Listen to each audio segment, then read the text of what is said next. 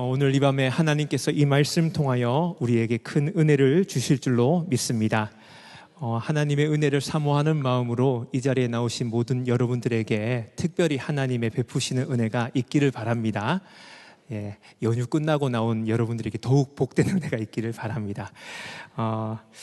계속해서 우리는 하나님의 말씀 통독해 가고 있습니다. 오늘 역대하 32장부터 에스라 9장까지의 말씀을 읽었는데요. 구약 성경 이제 거의 다 와갑니다. 이제 쭉 읽어보면서 저는 한 가지 이 구약뿐만 아니라 성경 전체에 어떻게 보면 패턴인데요. 하나의 패턴을 발견하게 됐어요. 좀 이 패턴을 최대한 단순화시켜서 말해보자면은 제 표현으로 표현해보면은 복불복 패턴이 나오더라. 복불복 패턴. 오해하지 마십시오. 뭐 이게 복불복이다 이런 게 아니라 먼저는 하나님의 복이 우리에게 주어지고요. 그 복을 받았음에도 불구하고 우리 하나님의 복 받은 사람들이 불순종하더라고요. 불순종하면 어떻게 되느냐? 망하는 것이거든요. 멸망하는 것이고 끝나는 것이거든요. 그런데 성경은 끝내지 않더라는 거죠. 끝내지 않고 다시 복을 허락하시고 다시 복받을 수 있는 길들을 열어주시더라라는 거예요. 이게 성경에서 처음부터 끝까지 계속해서 진행되고 있는 하나의 패턴이더라라는 거예요. 저는 오늘 이 밤에 특별히 여러분이 우리가 어느 위치에 있는지 모르겠습니다. 복의 위치에 있는지 불순종의 위치에 있는지 두 번째 이 복에 있는지 모르겠지만 성경에서는 복불복의 이 패턴 속에 두 번째 복과 이 중간에 사이에 뭔가 하나 중간에 정말 중요한 내용이 있어요. 그게 오늘 본문을 통해서 여러분들과 함께 나누고자 하는 메시지인데 그것이 무엇인지 한번 하나님의 말씀에 귀를 기울였으면 참 좋겠습니다. 먼저 오늘 이 본문을 이해하기 위해서 약간의 배경 설명을 좀 해드리면은 지금 에스라 선지자는 포로 귀환 시대의 사람이죠. 선지자라기보다 지도자죠. 에스라를 통하여서 포로 귀환의 두 번째 2차 지도자가 에스라이고 첫 번째 1차 때에는 스룹바벨이 지도자가 되어서 1차 포로 귀환이 이루어졌고 그 이후에 스룹바벨을 중심으로 해서 무너졌던 성전이 재건되어집니다. 그리고 나서 이제 2차 우리 포로 귀환의 지도자인 에스라가 2차 포로의 지도자의 역할을 하게 되는데 에스라가 와가지고 한 것은 무너졌던 성전을 재건하는 게 아니라 무너졌던 그들의 신앙을 다시 재건해 나가는 그런 시간들을 가지게 됩니다. 오늘 읽지는 않았지만 9장 1절 말씀에 보면 이 일 후에 이렇게 성경이 기록하지 않습니까? 이 일이 어떤 일이냐면 간략하게 얘기하자면 이제 무너졌던 성전이 다시 재건된 이후에 라는 걸 얘기하는 거예요. 그런데 1절을 말씀을 보게 되면은 성전은 재건되었는데 그들은 여전히 이 땅 백성들을 떠나지 아니하고 가증한 일을 행하여 2절을 보게 되면 그들의 딸을 맞이하여 아내와 며느리로 삼아 거룩한 자손이 그 지방 사람들과 서로 섞이게 하는데 방백들과 고관들이 이 죄에 더욱 으뜸이 되었다 하는지라 라면서 성전은 재건되었는데 그들은 여전히 이 땅의 백성들을 떠나지 않고 가증한 일을 행했다. 그 가증한 일이 구체적으로 뭐냐면 이방 여인들을 아내로 맞이하고 며느리로 맞이하는 이방 여인들과의 혼인의 문제가 그들 가운데 아직까지 남아 있었다. 여러분 성경은요 모세 때부터 계속해서 하나님께서 이방 여인들과의 혼인을 금했습니다. 이방 사람들하고의 혼인을 금한 이유는 고대 당시에 그때의 이방 사람들 다른 민족과의 결혼은 그 민족이 섬기는 신을 받아들이는 것과도 같은 것이었기 때문에 하나님께서는 철저하게 이방 여인들과의 결혼을 금했던 것입니다. 여러분 높아심에서 말씀드리자면은 이거는 그냥 오늘 우리로 얘기하면 단순히 안 믿는 사람하고 결혼하는 문제, 이런 문제를 더 넘어서는 더 본질적인 문제와 해당하는 거예요. 예를 들자면 고대 사회에서 하나님께서 금하셨던 이방인과의 결혼의 금지의 어떤 이 내용을 오늘 우리로 신앙생활 하는데 우리에게 적용을 한번 해보자면은 우리 이스라엘 사람, 우리 예수 믿는 사람, 하나님의 자녀의 그 정체성과 신앙, 그 근간을 흔들고 무너뜨리고자 하는데 모든 필요한 결합이나 어떤 결혼이라는 것은 연합이지 않습니까? 뭔가 타협하거나 이 모든 행위들을 오늘 우리가 경계해야 되는 이방인들과의 결혼을 금지하는 것과 같은 의미가 되는 것이죠.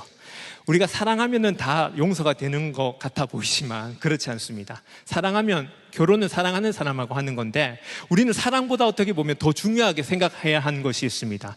단지 내가 사랑하기 때문에 선택하고 결혼한다 그 이상의 것이 있는데 그것이 뭐냐면 그 사람과의 연합을 통하여서 내가 정말로 하나님을 사랑하는 그리고 하나님의 백성답게 살아가는 데에 어려움이 없겠는가라는 것. 여러분 그래도 혹시 또 그런 분들 있을 수도 있을 것 같아요. 아이고 나는 벌써 이미 안 믿는 사람하고 결혼을 해버렸는데요. 그런 사람이 있는데 여러분 그런 사람 정죄하는 말씀이 아닙니다. 여러분 그렇다면 더더욱 그 사람과 화평을 이루고 또 구원을 이루어 나가기 위해서 더 열심히 기도하는 것이요 필요한 것이죠. 중요한 것은 우리가 하나님과의 언약 백성으로서 우리의 신앙의 정체성을 지킬 수 있는 거룩함이 우리 가운데 늘 있어야 되는데 언제부터인가 우리는 그냥 이걸 너무나 쉽게 포기해버리는, 그래서 오늘 여기 성경에 보니까요 성전이 재건이 되었어요. 어떻게 보면 겉으로 드러나는 겉모습은 이제 회복이 된 것 같아요. 그런데 그 속사람, 그들의 생활 라이프 스타일은 여전히 변하지 않는 이방 사람들과 아내로 맞이하고 며느리까지 맞이했다는 것은 이것이 그냥 하루 이틀의 문제가 아니라 세대를 거쳐서 쭉 계속해서 그 죄악이 물들어가고 더 심각한 것은 고관들과 반객들이 이 죄의 으뜸이 되었다라는 거예요. 영적 지도자들마저도 오히려 그 앞장서 가지고 그 일들을 서슴지 않았다라는 거예요.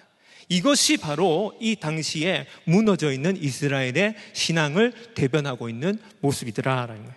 에스라는 이것에서부터 변화되기를 원합니다. 이것에서부터 회복되는 것을 촉구합니다. 그래서 오늘 에스라는 이 부분에 대해서 철저하게 하나님 앞에 회개하면서 납작 엎드리는 모습을 보이게 되죠. 그 엎드리는 게 오늘 6절입니다. 6절 말씀 다 같이 다시 한번 읽어볼까요? 시작. 말하기를 나의 하나님이여 내가 부끄럽고 낯이 뜨거워서 감히 나의 하나님을 향하여 얼굴을 들지 못하오니 이는 우리 죄악이 많아 정수리에 넘치고 우리 허물이 커서 하늘에 미침이니이다. 아멘. 이 에스라의 기도의 고백입니다. 회개의 기도가 시작되는 부분인데 오늘 이 말씀을 통하여서 우리가 좀 나누고 싶은 메시지가 있는데 첫 번째 메시지는요 부끄러움의 영성을 좀 회복해라 라는 거예요. 부끄러움의 영성. 여러분은 어떤 일 있을 때 부끄러워지시나요? 부끄러움 한번 상황을 경험해 보신 적이 있으신지 모르겠습니다. 저는 오늘 우리 교육자 회의를 했는데요 회의하다가 아무도 못 봤지만 저는 저를 봤어요. 뭘 봤냐면 제 남대문이 열려 있다는 걸 봤어요. 얼마나 부끄럽던지. 그래도 아무도 눈치를 못 챘기에 부끄러움이 덜했어요. 그런데 만약에 제가 제 걸 봐서 그렇지 옆에 분이 열렸어요 하면 엄청 부끄러웠을 거예요.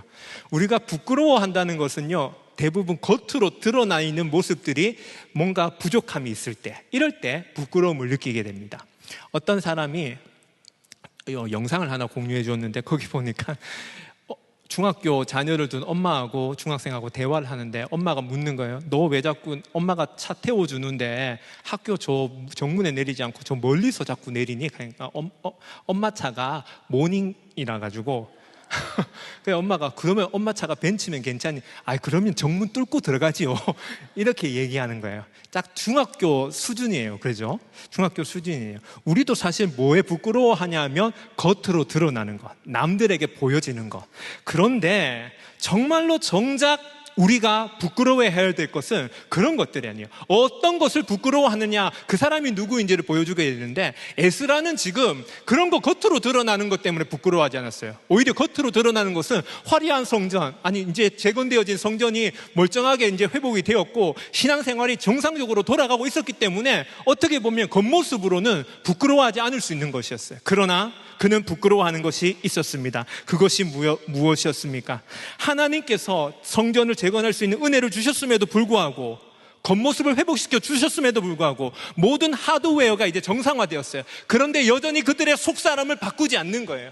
계속해서 은혜를 주시고 다시 기회를 주셨음에도 불구하고 여전히 불순종의 자리에서 하나님께서 금하신 그것들을 포기하지 않고 버리지 않고 여전히 그것이 익숙하고 좋으니까 내 마음에 합하니까 내가 사랑하는 여인이고 내 눈에 족한 대로 그 사람들과 결혼해서 살아가는 것이 더 좋아 보이니까 하나님의 말씀과 대변해도 나의 정체성이 무너지더라도 이게 타협이 되더라도 그것을 선택하고 계속해서 그 불순종의 자리로 가는 그런 모습들, 에스라는 그것을 부끄러워합니다.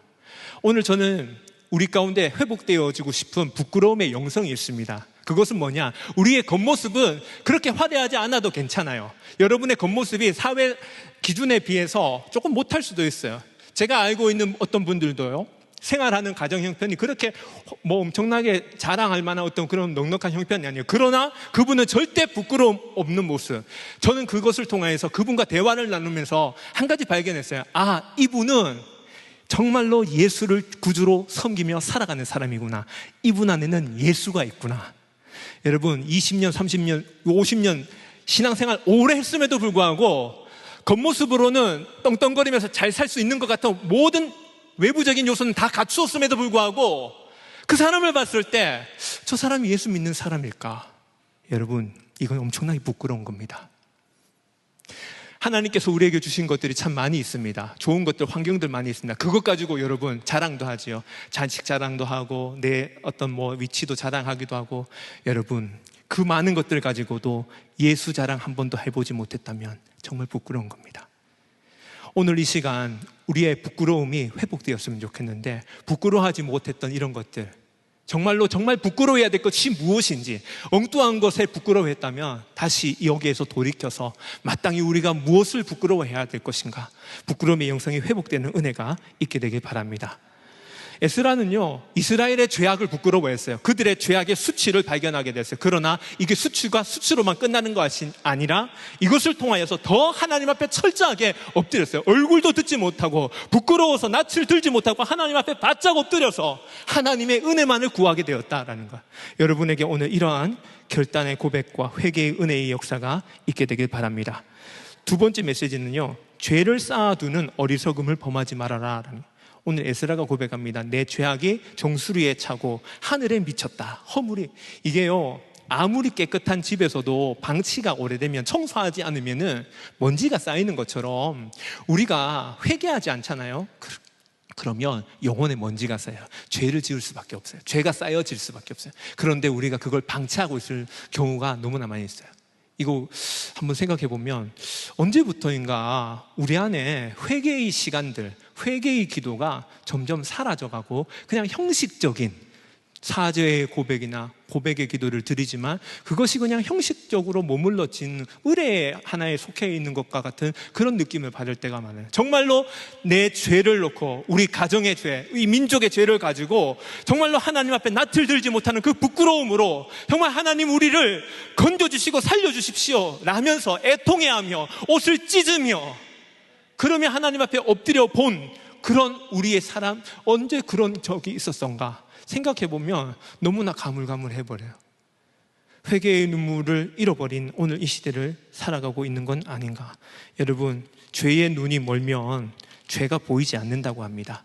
점점 죄악이 쌓여져 가면은 죄에 대한 감각조차 무감각해집니다. 내가 죄 가운데 있으면서도 내가 죄가 죄인지 모른다고 합니다. 죄가 관영해지면요, 마음이 딱딱해져요. 날카로워지고요. 당연히 하나님은 느껴질 수가 없는 겁니다. 하나님에 대한 은혜에 대한 목마름도 사라져가게 되는 것입니다. 오늘 길게 설교는 하지 않겠고, 그렇다면 이 에스라가 어떻게 해서 이러한 죄악을 발견하게 되고 쌓여져 가는 것을 보게 되고 그것에 대해서 부끄러움 영성을 가질 수 있었던가, 그 비결, 요 한 가지를 오늘 마지막으로 강조하고 기도의 자리로 나갔으면 좋겠는데요, 에스라 7장 10절 말씀을 보게 되면은요, 에스라가 이런 결단을 합니다. 화면 보고 한번 읽어볼까요? 에스라가 여호와의 율법을 연구하여 준행하며 율례와 규례를 이스라엘에게 가르치기로 결심하였었더라. 아멘. 에스라가 하나님의 말씀을 연구하고 준행하면서 그것을 사람들에게 가르치기로 결심하였기 때문에, 그는 말씀을 가까이 했기 때문에 말씀이 조명하는, 말씀을 빛을 비추는 그 빛으로 인하여서 이스라엘의 죄악이 무엇인지가 드러나게 됐어요. 여러분에게 오늘 이러한 조명의 역사가 있길 바랍니다. 말씀을 가까이 하는 사람들은요, 죄와 멀어질 수밖에 없는 거예요. 그런데 죄를 가까이 하는 사람들은요, 말씀과 점점 멀어져요. 저는 오늘 우리가 한번 점검해 봤으면 좋겠어요. 우리의 좌표를 한번 찍어 봤으면 좋겠어요. 언제부터인가 하나님의 말씀이 너무 멀게만 느껴지지 않습니까? 손에 아무리 이걸 들고 다녀도 이 말씀에 대한 갈망함과 이것이 없는 상태에서는요, 이것은 그냥 검은 것은 글자요, 흰 것은 종일 뿐이에요. 아무리 설교를 매주마다 빠지지 않고 들어도 그 말씀에 대한 사모함이 없고 그 말씀에 대한 진실된 마음이 우리가 하나님께로 향하지 않는다면 이건 그냥 하나의 좋은 강의를 듣는 것 같은 거예요. 여러분, 오늘 이 밤에 다시 한번 우리가 말씀 앞에 바로 서게 되는 일들이 있기를 바랍니다. 오늘 읽지는 않았지만 4절 말씀에도 보면요, 이에 이스라엘의 하나님의 말씀으로 말미암아 떠는 자들이 있었습니다. 그들이 있었기에 이 에스라와 함께 하나님의 말씀을 두려워하고 떠는 사람들, 경외하는 자들이 있었기에 이스라엘은 다시 회개할 수가 있었습니다. 아까 설교 서두에 불순종과 두 번째 복 사이에 있는 거 생략된 게 있다고 얘기했죠. 그것은 바로 하나님의 말씀의 찔림과 그 말씀에 대한 반응, 즉 회개의 역사입니다. 그럴 때에 우리는 다시 하나님의 복의 자리, 생명의 자리로 우리는 걸어갈 수 있게 될 것입니다. 여러분, 참으로 놀라운 사실은요, 우리 하나님은요, 우리를 너무 사랑하시기 때문에 불순종의 자리를 끊임없이 반복해 하고 그렇게 죄와 가까이 있음에도 불구하고 우리를 쉽게 버리지 않으시더라는, 오늘도 다시 이 자리를 불러주셔가지고 말씀을 듣게 하시고 찔림 있게 하시고 그 말씀 앞에 회개할 수 있도록 기회를 주시더라라는 거예요. 하나님의 그 포기하지 않는 그 사랑이 오늘 우리를 다시 살려주는 그 생명의 길로 이끌어 가실 것이다 라는 것입니다. 여러분, 이것을 기대하고 사모하는 마음으로 기도의 자리로 나가지 않겠습니까?